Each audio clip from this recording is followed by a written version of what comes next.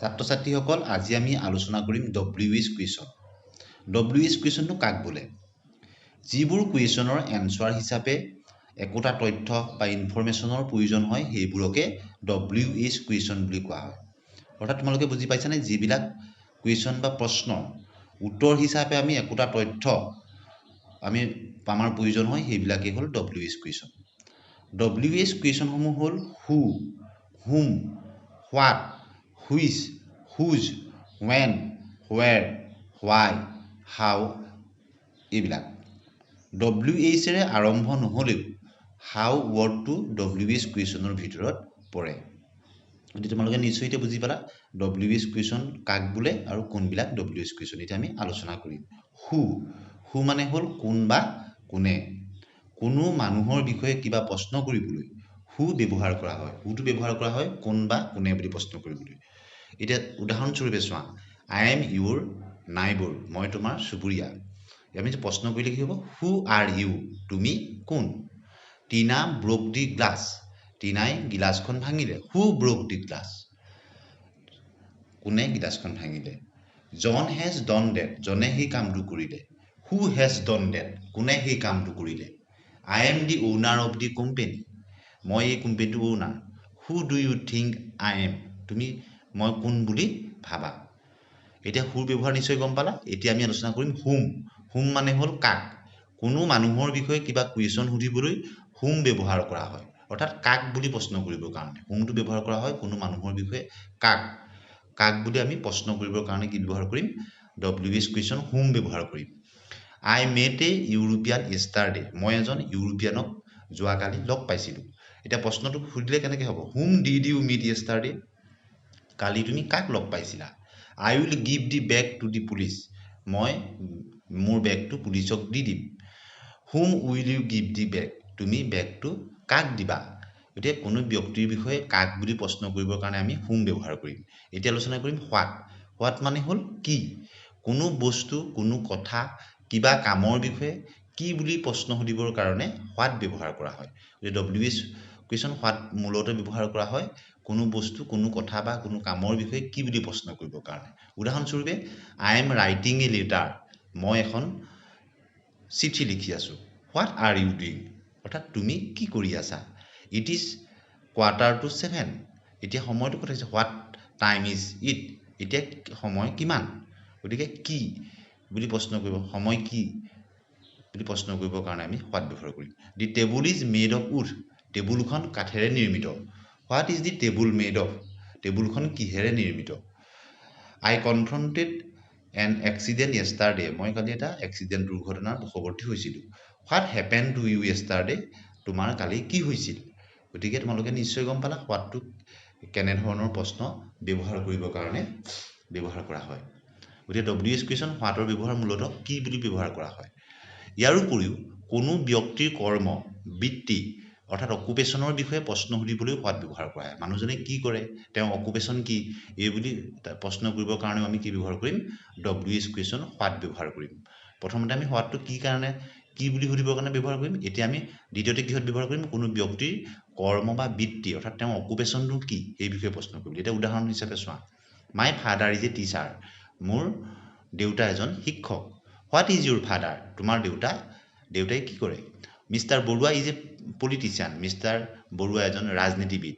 What is mister Barua, গতিকে তেওঁৰ বিষয়ে কি বুলি প্ৰশ্ন কৰিবৰ কাৰণে, তেওঁৰ অকুপেশ্যনৰ বিষয়ে সুধিবৰ কাৰণে আমি এনেদৰে প্ৰশ্ন কৰিলোঁ। গতিকে আমি কোনো এজন ব্যক্তিৰ বৃত্তিৰ বিষয়ে সুধিবলৈ হোৱাটটো WH কুৱেশ্যন হোৱাট ব্যৱহাৰ কৰোঁ। এতিয়া আমি আলোচনা কৰিম হুইচ। হুইচ মানে হ'ল কোনটো। দুটা বা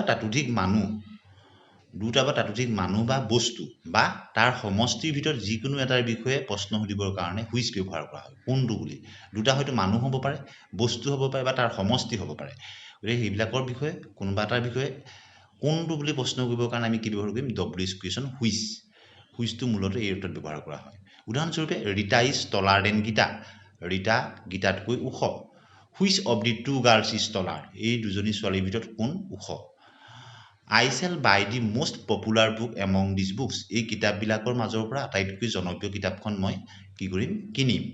which of this books will you buy, এই কিতাপবিলাকৰ ভিতৰত তুমি কোনখন কিনিবা। এই কিতাপবিলাকৰ ভিতৰত তুমি কোনখন কিনিবা।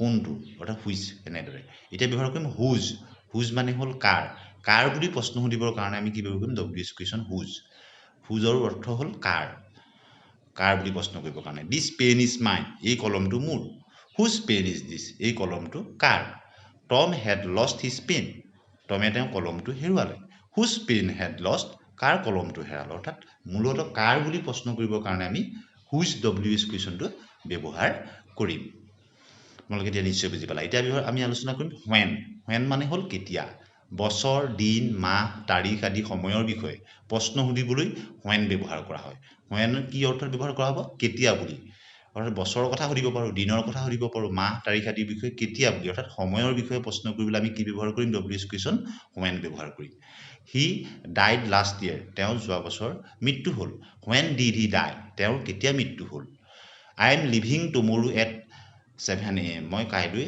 ৰাতিপুৱা 7 বজাত যাম when are you leaving তুমি কেতিয়া যাবা I shall come back home after a month when will you come back তুমি কেতিয়া ঘূৰি আহিবা